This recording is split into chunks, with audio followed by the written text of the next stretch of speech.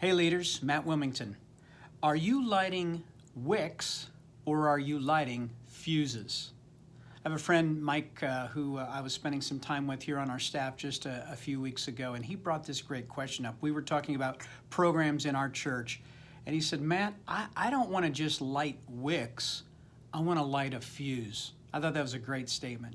You know, a wick is just a string that goes down into some wax, and if the sun wasn't shining today and I lit this in a dark room, that'd be wonderful.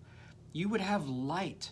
But as good as that is, if you take that same string and you stretch it out and have several yards or hundreds of yards of fuse, you could light that thing and it could blow some things up.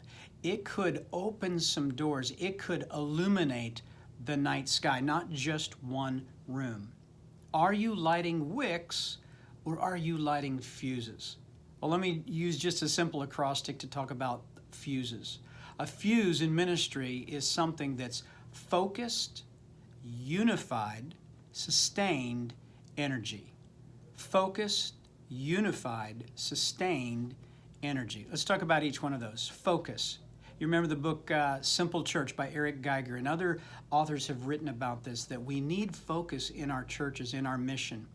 Does your church have a clear focus? Yes, we're all to make disciples. Yes, we're to preach the gospel. But is your ministry very clear on the focus? Or are you lighting a lot of wicks and you've got a lot of things going on?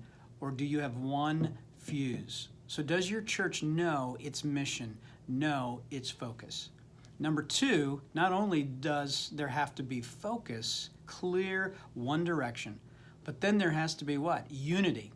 All the teams of the church, all the people in the church, whether you're a church of 50 people or 5,000, you have to be unified.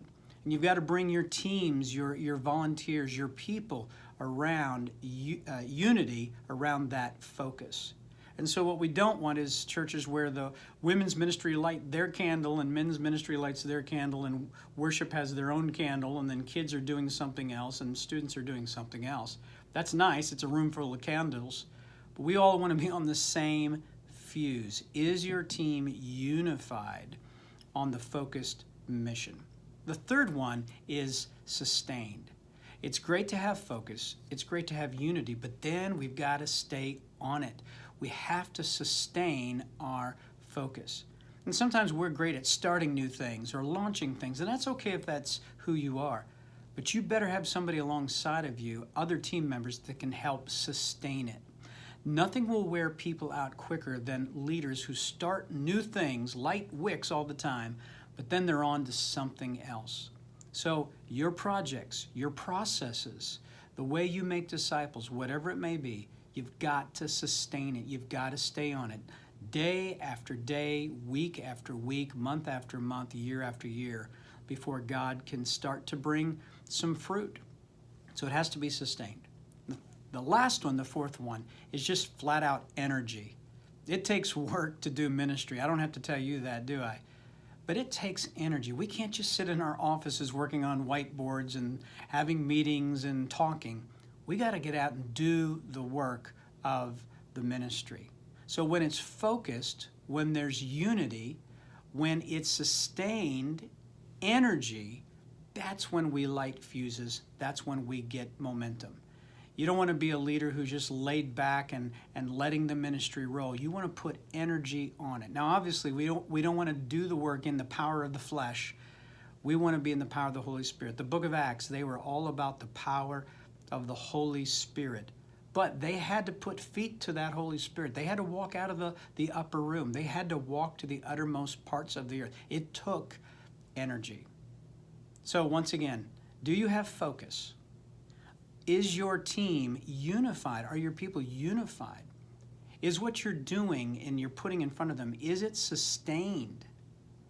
And last of all, are you putting energy on it?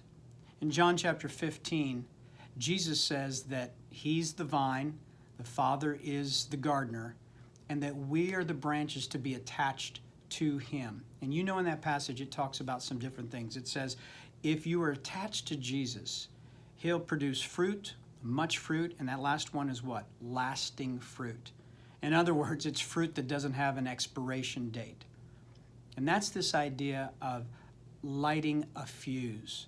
Having fruit that keeps going, that just doesn't light up one activity or one event or one season or one great service, but it's having effort, energy, and the power of the Holy Spirit that God produces fruit in us that remains and it keeps going. So my prayer for you and for myself at our own church is that we'll light fuses, that will have focused, unified, sustained energy.